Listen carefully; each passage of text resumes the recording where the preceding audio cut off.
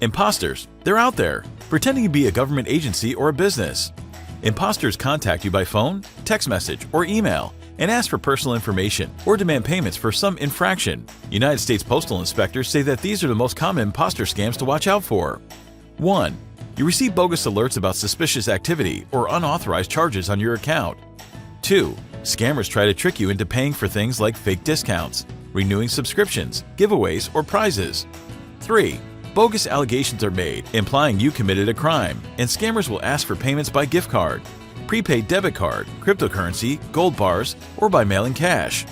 Anyone who tells you to pay with a gift card is a scammer.